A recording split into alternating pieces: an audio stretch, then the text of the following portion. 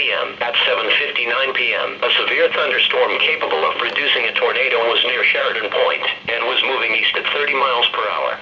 Locations impacted include Hollywood, St. Leonard Creek, Flag Harbor, Town Creek, Calvert Cliffs, Chesapeake Ranch Estates, Patuxent River Naval Air Station. Take cover now. Move to an interior room on the lowest floor of a sturdy building and avoid windows. If outdoors or in a mobile home or vehicle, move to the closest substantial shelter and protect yourself from flying debris.